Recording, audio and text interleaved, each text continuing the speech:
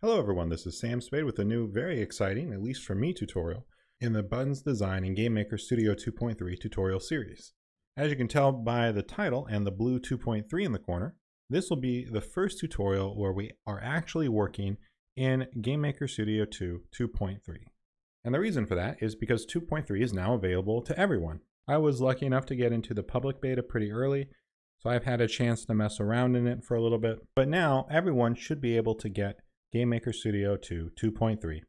It is in beta, and I've come across some weird things, as have other people, but for the most part, at least for this project, it's working great. Everything seems to be running smoothly, and there hasn't been any big problems. So what is the deal with 2.3? This isn't going to be a video about all of the differences. I did link to an article below that covers some of the major differences, but briefly, there are some very significant IDE changes.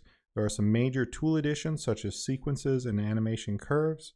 There are some great quality of life changes such as structs and accessor chaining. And then most importantly for us, there are methods and script files. These are some subtle changes to drastic, depending upon how you think about it, that offer a lot of additional power. And they're going to be the main change in 2.3 for this tutorial series, though we will be using some structs later on. One thing I want to clarify is that this is not a tutorial on how the new features work. This is a tutorial on how to use the new features. This is a tutorial that is going to cover some of the different design patterns that are now available to you in 2.3. And we're using the specific creation of buttons to talk about how you would take ideas that you might be familiar with in earlier versions and translate those into honestly much more efficient and better patterns in 2.3. That said, we do need a basic understanding. So a method is a function associated with an object. Essentially, you can think of it like scripts or functions in GameMaker Studio and prior versions of GameMaker Studio, but now they're tied to an instance that creates it. This actually isn't going to look all that different for us, but there are some really important implications here that if you don't understand, you should really look into. I'll eventually have a tutorial on it, but for the moment, I've linked to a tutorial by someone else that I think does a great job of covering it. In fact, there should even be a link in the top there as well. And now we also have method variables. And a method variable is simply a variable that has a method assigned to it. This will be pretty obvious when we get over to the code. The primary design thing that's going to change for us is that we're going to replace all of the user events with methods. And then we're going to use inheritance to set and override specific methods. Essentially, our abstract classes will create some methods and a couple generic methods that then their children, the concrete versions of their children, can actually just override and do specific things with. And this will allow us to have unlimited named object-specific events. And that is really incredible and very powerful. So let's jump over to 2.3 and see some of this in code. So here we are in 2.3. You may notice that certain parts of the IDE look a little bit different. The most important thing to know is that now you can completely control what types of folders you have and what goes in them. So I actually only have sprites, objects, and rooms right now, and you could switch those up however you wanted. Our room is the same as 2.2.5, so I'm not going to cover that, but here you are. Let's create our first object. I'm going to use the shortcut Alt-O to create an object. In this one, we're going to start with our button parent. We want our variable active, just like before, and we want it to be a Boolean, and we want it to default to true. Now in 2.25, what we had user event 0, and user event 0 was what fired when a button was interacted with, and checked to see whether or not the button was active, and if so, went on, and if not, just didn't do anything, play the inactive sound. Now, however, while user events still exist, we don't generally need to use them. We can use methods. So we're going to define that same method in our create event. So we're going to have a create event for our button parent.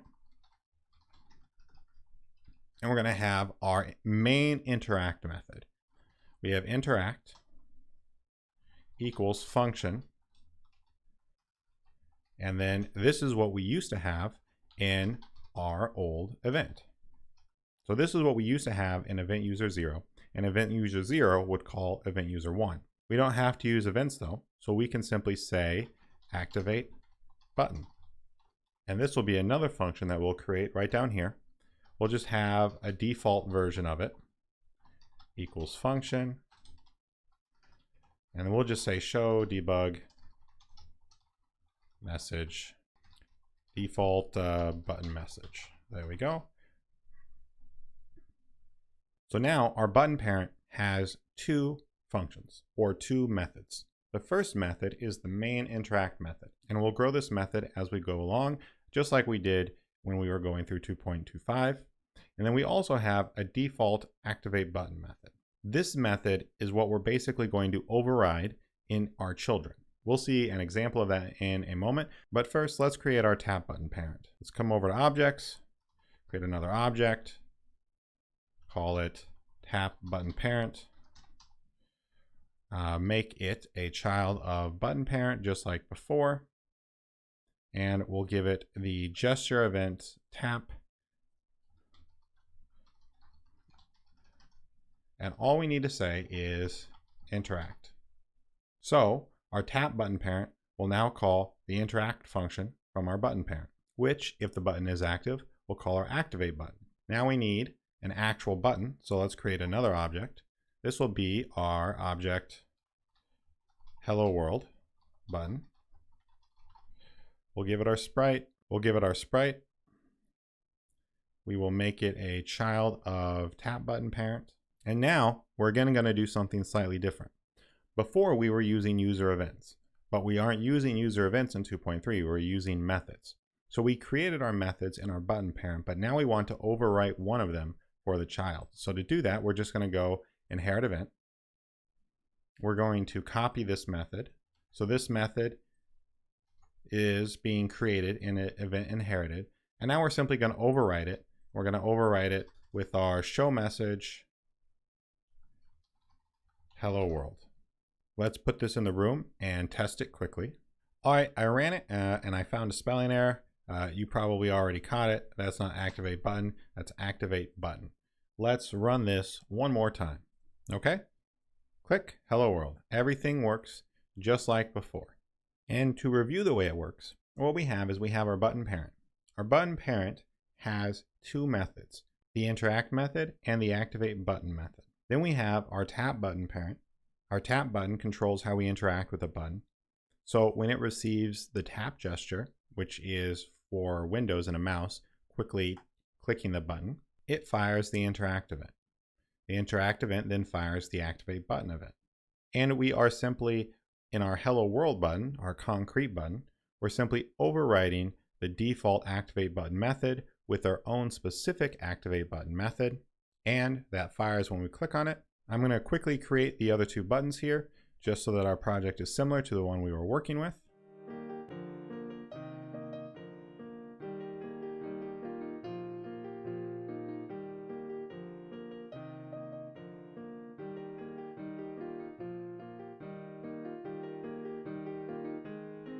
And I'm going to put these buttons in the room, put the goodbye button down here and the how are you button right here. And let's run it one more time.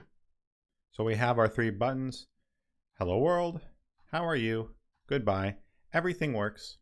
And we've got the start of our new system in 2.3.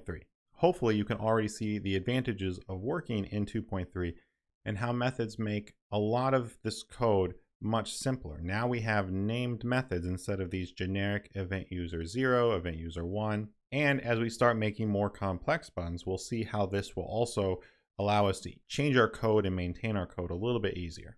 Before we finish, I want to quickly go over our new diagram. It should look very familiar, as in many ways it's the same as our prior diagram. We have our button parent, then we have our tap button parent, which is the way we interact with our buttons, and that inherits from button parent. And then we have the concrete instances of actual buttons such as hello world and how are you. A primary button parent has the active variable. It also has the interact method, which replaces our event user 0, and a default activate button method. Our tap button parent, when it's interacted with, calls the interact method, which in turn calls the activate button method, which each concrete button actually overwrites to do what they want to do. So by the time we're creating a concrete button It gets the active variable, its tap gesture event, and the interact method, along with its own specific activate button method, where you can do whatever you want. In summary, methods are incredible and very powerful tools. This video, and really this series as a whole, is only going to scratch the surface of what you can do with them. In this tutorial, we remapped the user events to methods, which allows us to have unlimited named object-specific events in our buttons. If all of this is new to you, methods are new to you, I highly recommend checking out some of the links below, as well as getting 2.3 and experimenting with how methods work. Try to create some buttons that do more useful things than simply show a message. As noted, the links in this slide will be below, along with links to the source code, and that's it. Thanks for watching.